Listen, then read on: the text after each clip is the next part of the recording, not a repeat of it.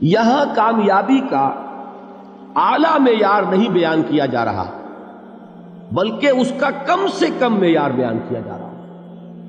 میں ذرا توجہ دلاؤں گا اس بات کی طرف. سطحی طور پر ذرا ہو سکتا ہے کہ اس میں کوئی مغالطہ پیش آ جائے. تقابل کیجئے ذرا. ایک سورۃ العصر ہے، والعصر ان الانسان لفی خسر الا الذین آمنوا وعملوا الصالحات وتواصوا بالحق وتواصوا بالصبر. ایک سورۃ التین ہے، والتین والزیتون وطور سینین وہذا البلد الامین لقد خلقنا الانسان فی احسن تقویم ثم رددناہ اسفل سافلین الا الذین آمنوا وعملوا الصالحات فلہم اجر غیر ممنون. اب ان کا تقابل کیجئے. سورۃ العصر یہ بتا رہی ہے کہ سب لوگ تباہی میں ہیں سوائے ان کے جو 4 شرطیں پوری کریں. سورۃ التین میں اول تو صرف 2 شرطیں بیان ہوئی، 2 بیان نہیں ہوئی. کام ہلکا ہو گیا نا، آسان ہو گیا. یہاں 4 ہیں، ایمان، عمل صالح، تواصی بالحق، تواصی بالصبر. وہاں ہے ایمان اور عمل صالح صرف. نمبر 2 یہ کہ وہاں فرمایا گیا فَلَهُمْ أَجْرٌ غَيْرُ مَمْنُونَ، ان کے لیے تو بہت بڑا اجر ہے جس کا سلسلہ کبھی منقطع نہیں ہوگا.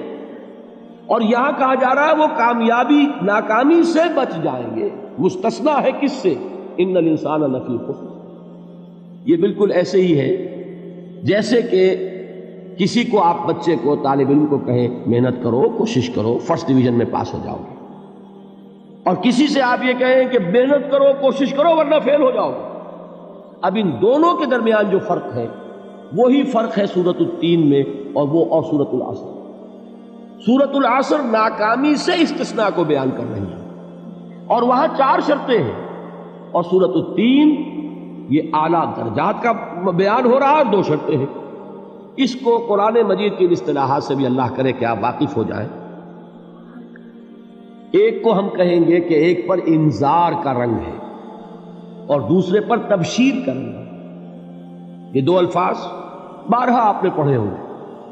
سورہ بنی اسرائیل میں فرمایا حضور سے مخاطب ہو کر وَمَا أَرْسَلْنَاكَ إِلَّا مُبَشِّرًا وَنَذِيرًا، اے نبی ہم نے نہیں بھیجا آپ کو مگر بشارت دینے والا اور خبردار کرنے والا بنا کر.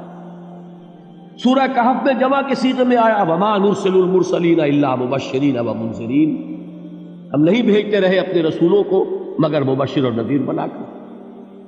حضور کے بارے میں فرمایا اِنَّا أَرْسَلْنَاكَ شَاهِدًا وَمُبَشِّرًا وَنَذِيرًا. جمع کے صیغے میں سورہ نساء میں فرمایا رُسُلًا مُبَشِّرِينَ وَمُنذِرِينَ لِئَلَّا يَكُونَ لِلنَّاسِ عَلَى اللَّهِ حُجَّةٌ بَعْدَ الرُّسُلِ وَكَانَ اللَّهُ عَزِيزًا حَكِيمًا. ایک ہے ابشار، بشارت دینا، ایک ہے انذار، خبردار کرنا. اور آپ کو معلوم ہے کہ کسی بھی تربیت کے اندر ان دونوں چیزوں کی ضرورت ہے.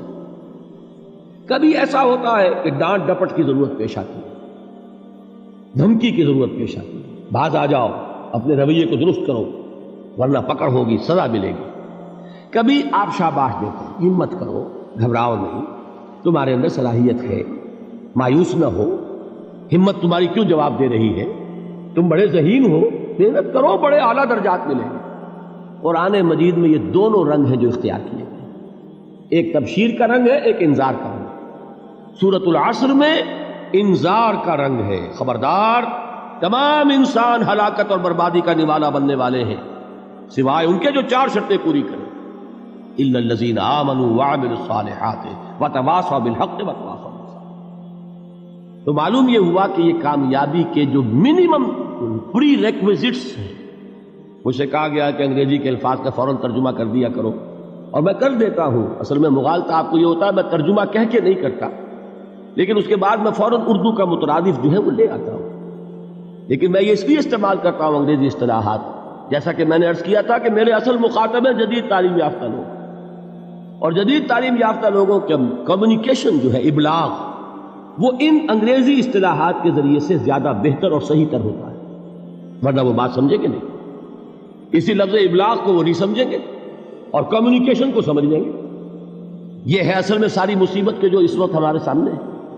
اس لیے یہ الفاظ ہم استعمال کرتے ہیں. تو میں یہ کیا عرض کر رہا تھا کہ در حقیقت ان الانسان لفی خسر الا الذین آمنوا وعملوا الصالحات وتواصوا بالحق وتواصوا بالصبر. یہ منیمم پری ریکویزٹس ہیں کم سے کم لوازم ہے نجات کے، ان سے کم تر پر نجات کا کوئی سوال نہیں، اس لیے کہ قسم کھا کر اللہ فرما رہا ہے، زمانے کی قسم ہے، تمام انسان خسارے میں ہے سوائے ان کے جو 4 شرطیں پوری کریں۔ تو تیسری چیز ذہن میں یہ رکھیے، یہ چاروں شرطیں لازم ہیں، یہ بہت اہم نکتہ ہے۔ ابھی ہم نے کسی لفظ کی گہرائی میں اتر کر نہیں دیکھا ہے، ابھی تو ہم سرسری طور پر تذکر بالقرآن کے مرحلے میں ہیں۔ پہلی بات کیا معلوم ہوئی؟ اس میں کامیابی اور ناکامی کا ایک معیار سامنے آیا، ٹھیک۔ نمبر 2، یہ کامیابی کے کم سے کم شرائط کا بیان ہے، منیمم ریکوائرمنٹس۔ میں نے ایک مرتبہ ایچسن کالج لاہور میں جب تقریر کی سورۃ العصر پر، تو طلباء کے ذہن کی مناسبت کے اعتبار سے کہا کہ بھائی یہ فرسٹ ڈویژن کا بیان نہیں ہے، یہ تھرڈ ڈویژن میں کامیابی کا بیان ہے، اس سے کم تر پر فیلیور ہے، اس لیے کہ فرمایا گیا والعصر ان الانسان لفی خسر الا الذین آمنوا وعملوا الصالحات وتواصوا بالحق وتواصوا بالصبر۔ اسی کو میں نے اس وقت آپ کے سامنے رکھا کہ اس پر انذار کا رنگ ہے، خبردار کرنے کا انداز ہے، زجر کا، ڈانٹ ڈپٹ کا انداز ہے کہ اگر کامیابی چاہتے ہو تو یہ 4 شرطیں پوری کرنی ہیں۔ اب تیسری بات جو عرض کر رہا ہوں یہ اہم ترین ہے کہ یہ چاروں شرطیں لازم ہیں۔ اگر اللہ تعالیٰ نے کامیابی کے لیے 4 شرطیں بیان کی ہوں تو سوچئے، کیا مجھے یہ اختیار ہے کہ ان میں سے 1 کم کر دوں، 2 کم کر دوں، 3 کم کر دوں؟ کس کو اختیار ہے؟ اللہ کے بیان کردہ کسی چیز میں اختیار۔ یہ تو حضور سے کہا گیا تھا، سورہ یونس میں ہے، مطالبہ کیا مطالبہ کرنے والوں نے، ایت بقرآن غیر ھذا وبدل ہو، اے محمد صلی اللہ علیہ وسلم یہ قرآن بہت ریجڈ ہے، بہت سخت ہے، ان کمپرومائزنگ ہے، یہ کہیں بھی کوئی روح رعایت کرنے کو تیار نہیں ہے، تو ہمارا اور آپ کا معاملہ نہیں ہو سکتا اس قرآن پر، اس قرآن میں کچھ ترمیم کیجئے یا کوئی اور قرآن لائیے۔ تو حضور سے کیا کہلوایا گیا؟ قل ما یکون لی ان ابدلہ من تلقاء نفسی ان اتبع الا ما یوحی الی۔ اے نبی ان سے کہہ دیجئے میرے لیے ہرگز ممکن نہیں ہے کہ میں اس قرآن میں اپنے جی سے کوئی ترمیم کر دوں، کوئی تبدیلی کر دوں، میں تو خود پابند ہوں اس کا جو مجھ پر وحی کیا جا رہا ہے، سب سے پہلے میں خود اس پر عمل کرنے والا ہوں، میں خود اس کا پابند ہوں۔ تو غور کیجئے، قرآن بیان کر رہا ہے کہ 4 شرطیں ہیں نجات کی، اور آپ کے دل میں یہ بات بٹھا دی گئی ہے کہ صرف کلمہ گو ہونا نجات کے لیے کافی ہے، صرف ایمان سے نجات ہو جائے گی۔ یہ بات جو ہے ذہن میں رکھیے، ایک نجات وہ ہے جو ہزار برس تک جہنم میں کوئلہ بننے کے بعد نجات ہو، میں اس نجات کی بات نہیں کرتا، وہ نجات تو ملے گی یقیناً۔